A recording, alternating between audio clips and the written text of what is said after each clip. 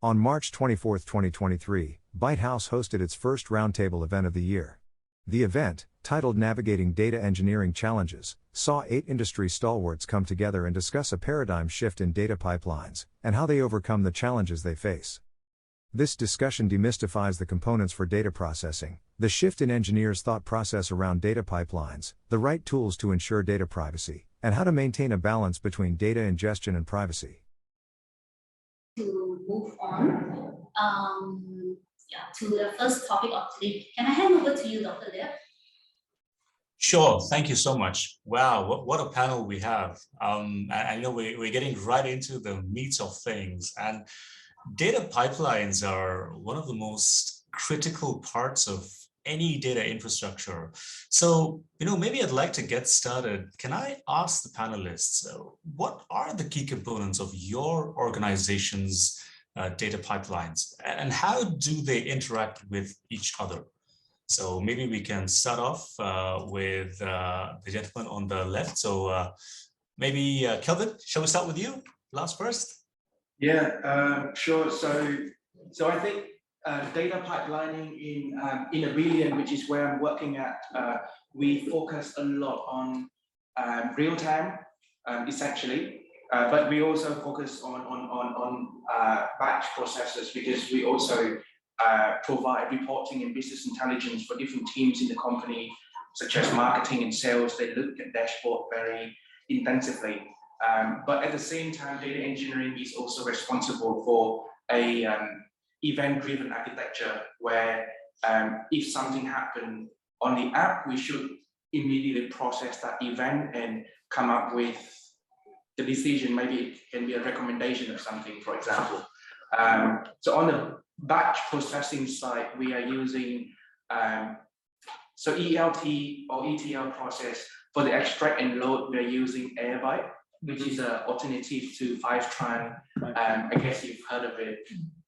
So the reason why we picked it is because it's free, it's open source, and we have a pretty dedicated platform team where we can deploy that into our underlying infrastructure, which is running on Kubernetes. When it comes to transform, we use dbt, so it's data built to we load the data from the source to the sink, which is Snowflake. We use dbt to transform it, but at the same time, when it comes to ETL, which is we need to transform it first before we load it into the warehouse. We are using Apache Airflow, and also it's free, so we also host it on our Kubernetes cluster. That is for the batch processing. On the real-time processing, we are using Kafka. So it varies on different use cases, but I think the most used use case we've got is actually we listen to the CDC, which is change data capture from the databases, to listen to the event of the application. We sync that into different topics in Kafka, and then the final destination is Apache Druid. So where we do things like real-time analytics. But at the same time, we have like different applications listening to all these events to, just come up with a decision of what's happening in the application. So that's the high-level architecture of what we're using, and I guess it's a pretty much very common standard right now for those architecture. So Yeah, for sure. I mean, I see a lot of nodding heads. Akshay, is that the case too? I mean, do you see the same kind of architecture at your end from a data pipelining perspective? Yeah, I would say that we are pretty much similar in terms of the architecture side of things, right? We have different data sources, right? But there are a couple of, I would say, complexity in our infrastructure, because we are based out of hybrid. A lot of our transactional services are on-prem, right? So we need to be on a hybrid kind of situation where some of our transactional services and our booking engine. So if you talk about SISTIC, we are primarily doing ticketing for concerts, theaters, it can be museums. So we have been into real-time analytics side of things, where we want to showcase BI in a real world situation. So there are, I would say, latencies with the if you talk about Oracle, where they are depreciating their log miner, where change data capture would be no longer there, right? Your Kafka streams will have to surpass the things, and you might have to go towards another tools, another set of frameworks to get it right. So there have been a lot of challenges in terms of latencies, but overall we have successfully built our data architecture, data pipelines, primarily on our Hive clusters. Whether data coming from Airbyte, Apache Airbyte, Fluke, or Snowflakes, we have been agnostic of the, I would say, packages or libraries around it. But yeah, we have successfully able to bring the latencies down. I won't say that we are at a real time in terms of analytical environment, because there are complexities with transactional. You can't listen, or you can't do batch processing every second. It will threshold, it will throttle the ticketing systems altogether, right? Being on on-prem. So yeah, pretty much similar in terms of the architecture, where the data sources are some structured, some unstructured, some from streaming, whether it is a barcode data or scanners sending the ski data and all that. Right, and that's a common theme, both in terms of the data sources you have available and the complexity and what the business demands from your data pipelines, right? So, to that extent, Khun Ling, would you be able to comment on what a role your business needs drive in terms of the data pipeline and how you make those decisions in terms of trade-offs? Yeah, so I'm speaking from the experience of Web3. So like in one of the NFT projects, so the clients want a data pipeline such that we can aggregate the prices from different marketplaces out there. So as you know, like Web3's data are pretty much on-chain, but there are some data that, is actually stored in the Web2 ways.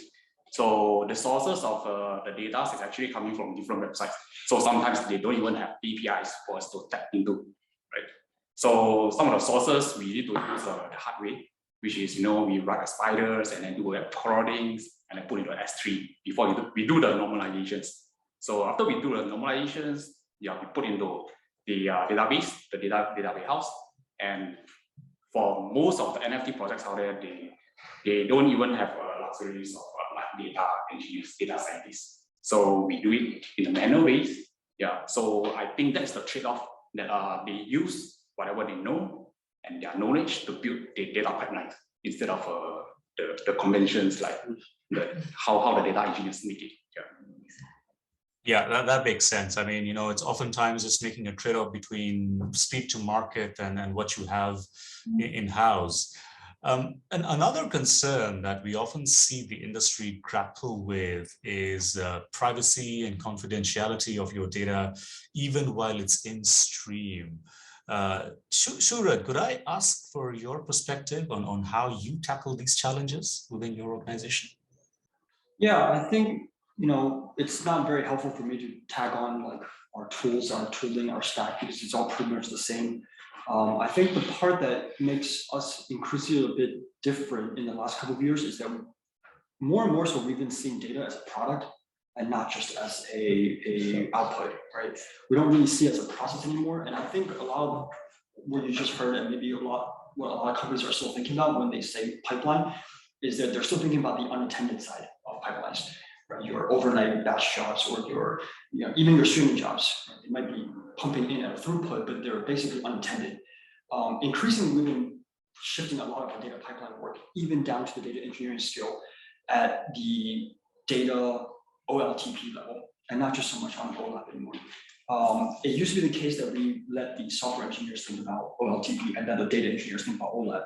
I kind of see that shifting lately, and even our data engineers increasingly are focused on the OLTP side of things as well, because we want users to be the driver of some of that data as they use our data products. So how we handle some of the data privacy side of things is, as we build these data products, it's up to us to also upskill, but also to communicate to data engineers that it's also part of their shift left responsibility now to look at things like middleware security, look at authentication from day one.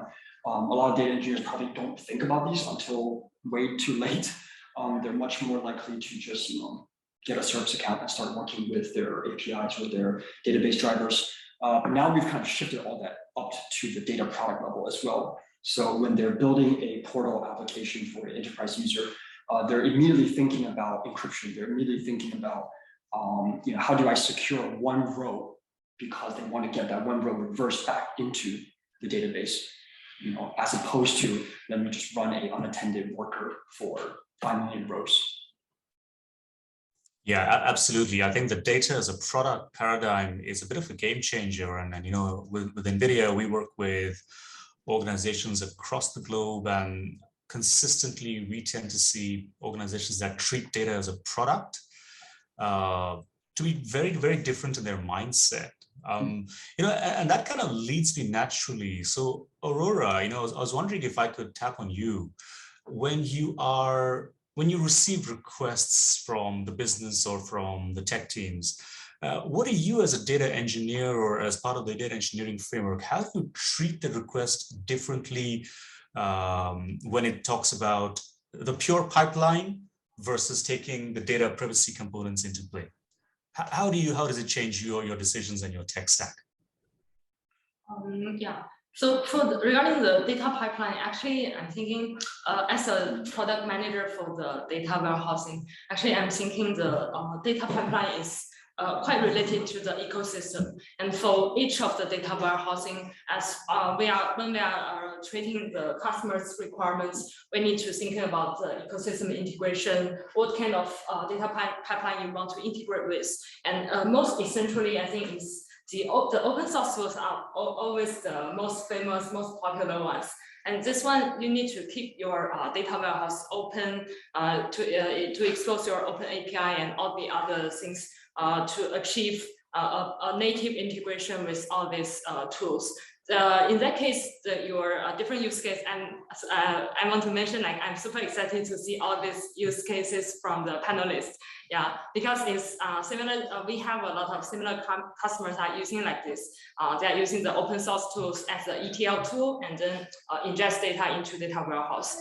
And another perspective is, as the moderators talked about, is for the data privacy. Is essentially we need to also concern about the data privacy when during the ingestion of the data, as well as the encryption inside of the data warehouse. So this one actually we are working on with I think two parts. One is the transformation to do the encryption. Let's say if you are going to ingest your data from a public network, you need to make sure it's encrypted, and also you have to transform with the SSL protocol, things like that. And another one is after ingestion of the data, like that Xuyen talked about, we need to have several features to ensure your data privacy. Let's say how to ensure the raw data security. You need to maybe use the dynamic data masking or the column level security to ensure like one of the column is private to the like several like business or business lines.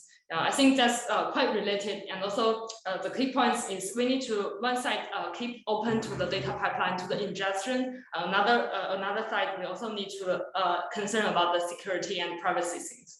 Yeah. Yeah, absolutely. That's fantastic, and especially you mentioned data masking, and when we speak about privacy, we speak about real time versus batch and data sources.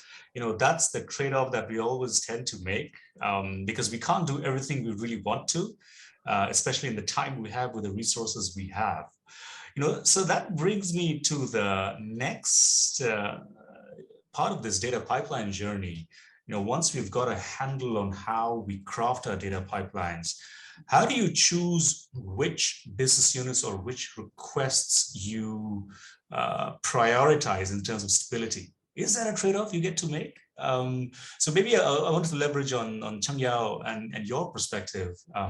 When you need to triage and prioritize data pipeline health, how do you approach that? Okay, for my experience, and I think data pipeline is a very important part in data. We can say no data pipeline, no data warehouse, no data analytics, right? So it's based on, I think it's based on the customer's business needs. For example, in the past years, the data pipeline were many ingested in batch model. So, but as the the data grows very larger and larger, and the real-time data becomes very important, and most organizations need to ingest the real-time data. So they needed to change the data pipeline. For example, they are using the existing batch-based data pipeline. So when they use the real-time data, they needed to implement the real-time data pipeline. So it's basically based on the business needs. That's the one. That's the first one. Then the second one is that there are many technologies we can use to implement to build the real-time data pipeline. For example, we have open source, for example, Kafka's Flink and Spark streaming, something like that. So I think when we decide to choose which one, I think we need to consider our engineering resources, because not every engineer is very experienced in many technologies. So if we have, for example, we have Flink, very sufficient, very experienced Flink engineer, so we probably choose Flink. And also we need to, we can say, to consider the community of the component. For example, the Spark has a good community, and in recent years, the Flink, basically, I think they are very become a very popular real-time data ingestion engine, and so we also can we want to consider the community to make sure these components can have a good community, and can have many new features to support new business needs. So yeah, so one is the business needs. The second one is to choose the right component based on our engineering resources, something like that. Yeah. Got it. No, that makes a lot of sense. Especially, when you tie back this whole data as a product, it has to link in very closely with the business needs. In the absence of that, that's where you tend to see a little bit of friction. Okay, there was a very specific comment that I wanted to pick up on, and it's something that we all grapple with as data engineers, and that's the open source code-based comment, right? I think Kelvin mentioned that he liked some of the tools because it's open source, because there's a lot of community support for it. At the same time, we've seen examples much more recently where ChatGPT, for example, took itself down for a couple of hours because of conversation history leakage for a few users. So how do you balance that off? Are there any best practices that you can recommend to the audience when you're working with open source for data pipelines? Maybe I'll tap on Kelvin for this. Yeah, so I mean, it comes when it comes to picking tools, whether it should be a managed solution from a provider or whether it's open source. I think we'll circle back to the previous answer where it really comes down, from my organization and from my team, it really comes down to whether we can manage that or not. And I think recent technologies like Kubernetes and Helm, it makes managing infrastructure a lot easier. I still remember back in the day, you need to build the Docker image and you need to run a bunch of, you need to SSH into the virtual machine, and you need to bring up that Docker image to different containers, and sometimes we've got a conflict in ports, for example, like that. So I think recent technologies like Kubernetes is a great example of how we can actually manage our infrastructure with a very small team. But I think it also comes down to whether that team is very technical or whether the team is going to work exactly the same if we scale 100 times, right? with the throughput today is fine, but tomorrow if we've got a double-sized community and workload, can we still manage that? So that is a question when I really ask when it comes down to whether we can manage an open source project. Also, a very good point is whether that open source project was popular or not.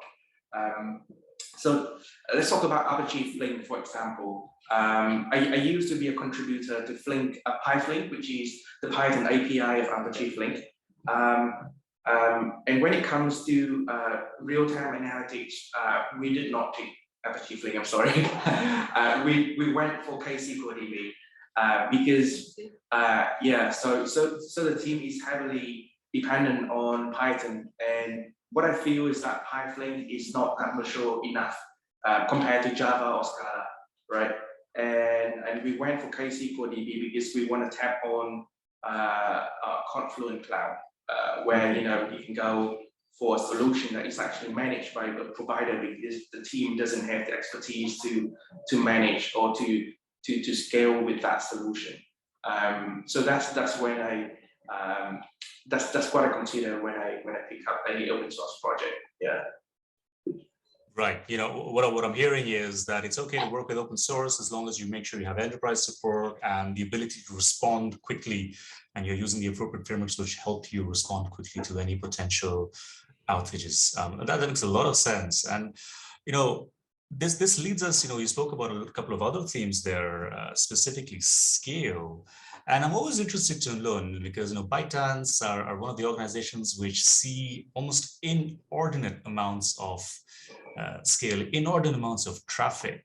So I was wondering, Yachi, if you could give us a bit of perspective on how you tackle the data warehousing part. How do you deal with data that comes into your warehouse and dealing with amounts of scale at that stage after the pipelines are built? Okay, I will take this. Yachi is CPU. Yeah. So regarding the scale up and scale out internally in ByteDance is actually, the data volume is growing super fast. And we also have a few stages internally in ByteDance regarding the data warehousing solutions.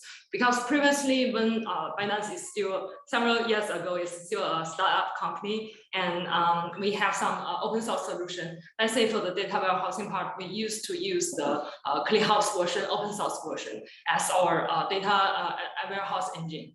But as the volume is increasing a lot, and also our use case is more and more complicated, since we have to provide the solution, provide the service to all the different business lines inside of the company. So the requirements also becomes more and more complex. So in that case, we we have a fork to the ClickHouse open source version, and also we build a lot of highlight features on top of it.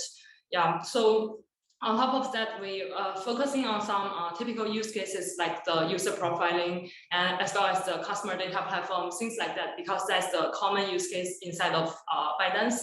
And on top of that, we work on some features, maybe the bitmap to accelerate the parallel performance, or maybe we use some kind of unique engine to do the upsert functionality regarding this.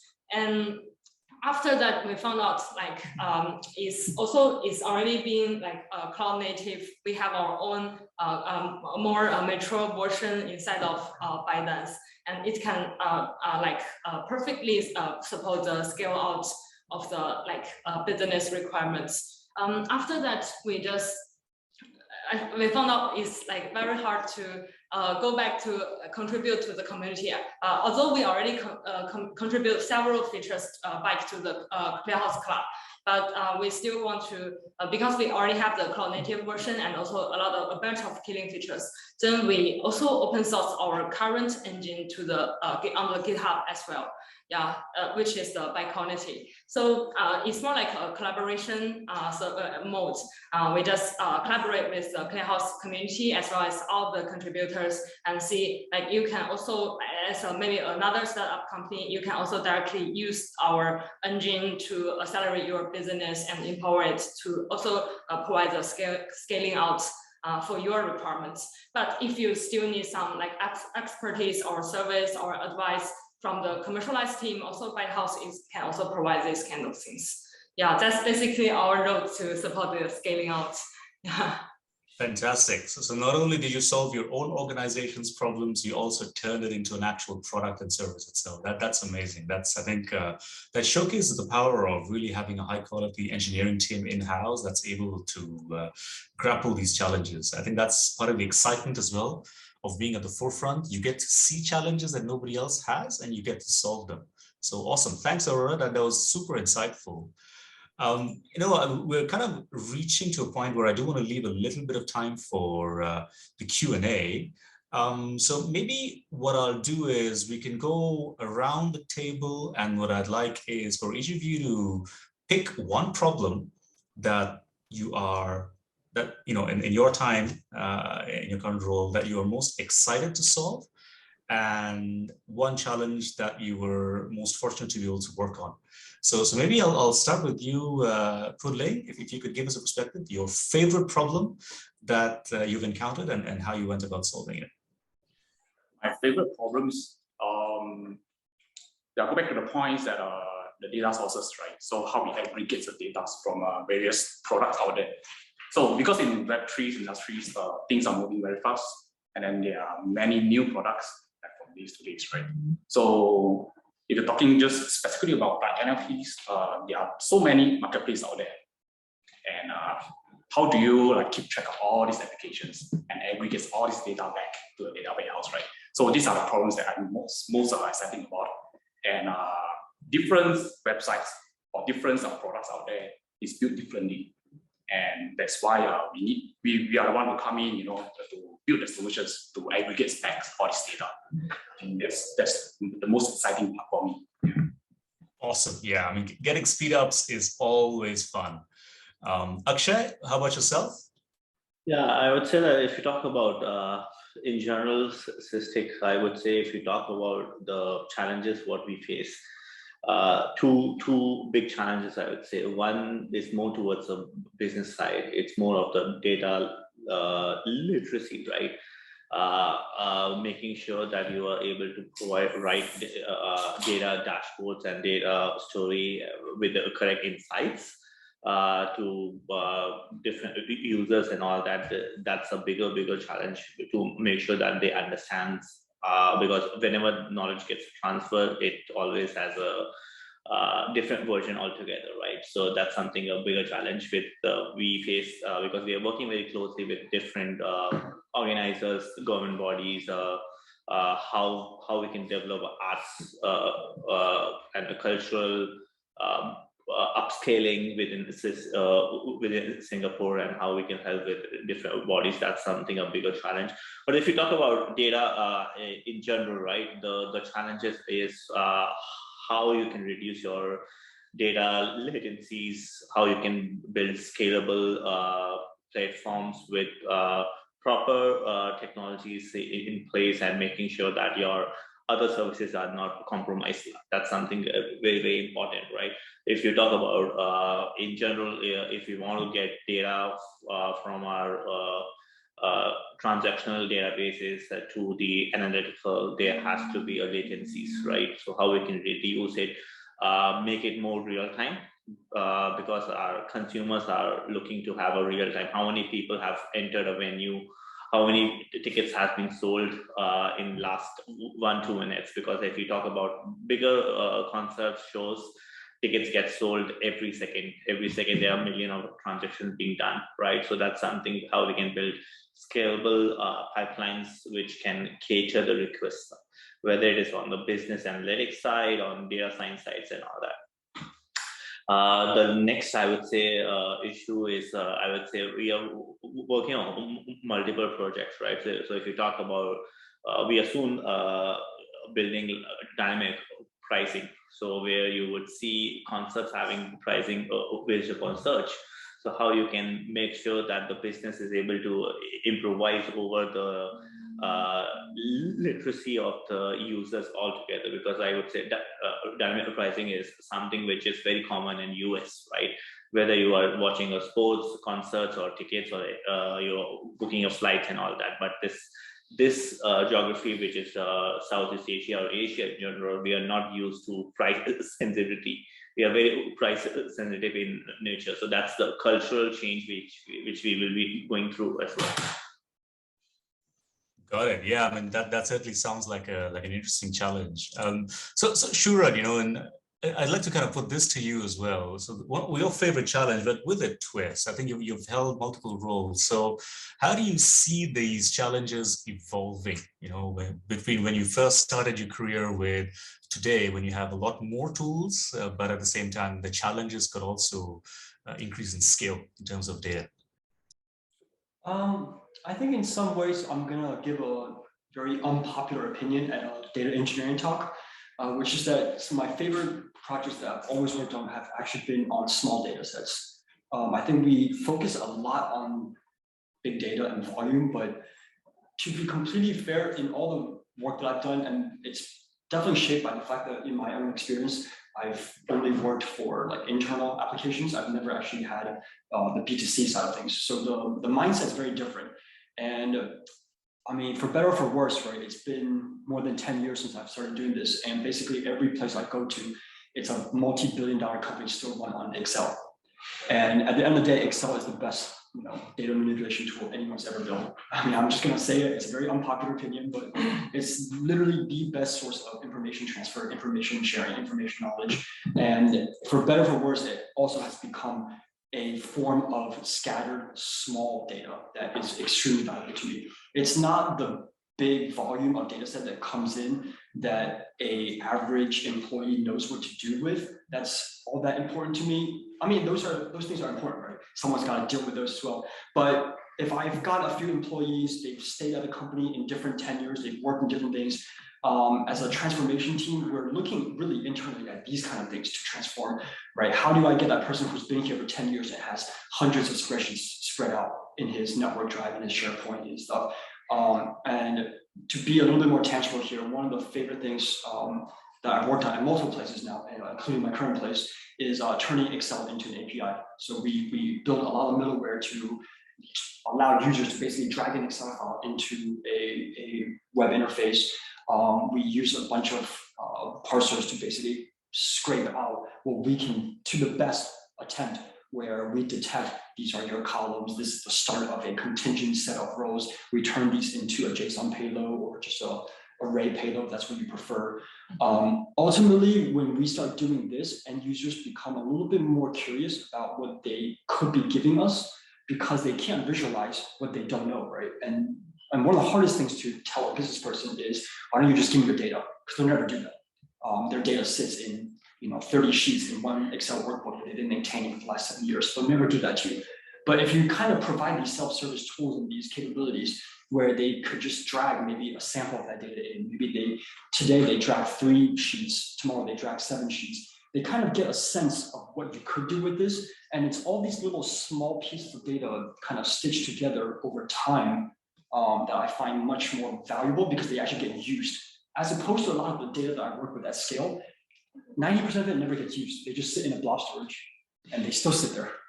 And I'm pretty sure they're still there even after I leave that company, and they will never get used. Oh, I love the candor. I mean, that's certainly, I don't know how to respond to this blasphemy. Excel in a data warehousing talk. No, but I hear you, the only thing I would say is when you're kind of looking at a situation where you got 100 million customers hitting your website on a monthly basis, and each load takes about 800 events worth of tracking, Excel needs to work a little bit on increasing its row limits. I think that's the only barrier, yeah, or else we'd use it in a heartbeat. So that actually brings me, I love that train of thought because it brings me to another topic, right? And I was hoping that, Aurora, you could give us your perspective on this. So we speak about data pipelines, data warehousing, and using the data. Could you let us know, in terms of your experiences, and we're still sticking to the theme of challenge here, what is your least favorite thing about data pipelines and warehouses, and why is it backfills? the least favorite things of it, right? Yeah. Let me think. I think actually the most painful thing from my side is the long chain from the data source to the insights, because like just actually mentioned, the latency is the most important thing, and all we are caring about is the time to insights. I would like to after the data is generated from the web, from the applications, I just want it to be shown in real time. But what is the real time? What's the definition of it? What's the latency? Because we have batch loading for T+1 or 24 hours, you can see this result. And also we have some every hour, every 5 minutes, 10 minutes, we can have the macro batch technology to do this.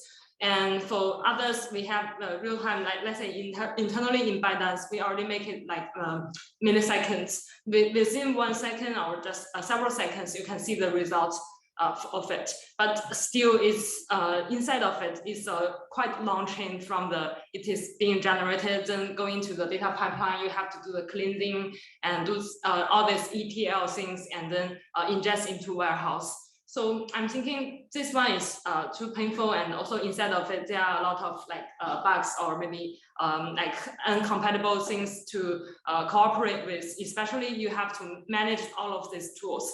So one-stop solution maybe is the best, or we can have a high efficiency solution of it. But I know all the historical architecture, the historical data, the previous legacy systems are very hard to achieve this.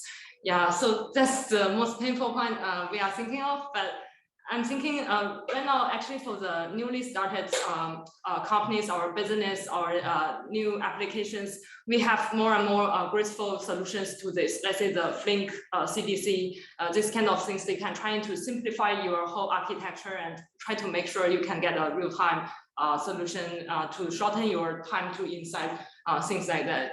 Yeah, but I think my mission as a product manager also is to solve this and try to provide a better experience on this. Yeah, absolutely. In Occam's razor is a guiding principle for most engineering stacks, and sometimes we have to break that. But it's great if we can find a way, to get in there. Kelvin, we started with you, so let me try and loop you, arrow you back for a closing perspective. Yeah. So, we've spoken about a variety of themes. We've spoken about our favorite challenges, our favorite tech stacks between data security, privacy.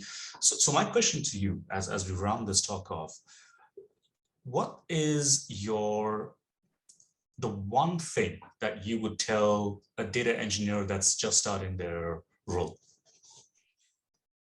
Learn SQL. Amen. I'm kidding. I think so. I mean, my background, actually, I started off as a software engineer. I guess even though with a very small team right now, we are already having challenges of communication. So just a little bit of a background of our architecture. So we've got microservices architecture where we've got a dozen of services out there running, and when service A and service B establish a contract, they don't really care what the databases look like. So we've got database A and we've got database B. But then that comes the problem for data engineer, because as a software engineer, I don't really need to know, I don't really care how the database is going to look like. I just know this is going to be the API response that service B can read, and that's all I care, right? It's a software engineer. But when it comes to databases, and we need to download that database into a data warehouse, and when the change happens upstream, how do we make sure that things downstream don't break? So I think communication among the teams is very important, and I guess that would be the first thing I would learn as a data engineer, to basically understand architecture as a whole and how to make sure that things don't break. Yeah, so that's my answer to the question. Love it. Honestly, this is spoken like a true warrior who has fought in the trenches of data engineering. One of the lines that I always tell new members in the data tribe is, hey, when you are a hobbyist, you code for yourself. A professional codes for other people. So document your code, write it in a way assuming that you will forget everything about it half an hour from now. I think that's the safest mindset to approach coding, even data pipelines in. Well, this was such a fascinating discussion, and I want to hand it back to Motomi. So this has been incredible. I think we don't have any clear questions in the Q&A section from the chat.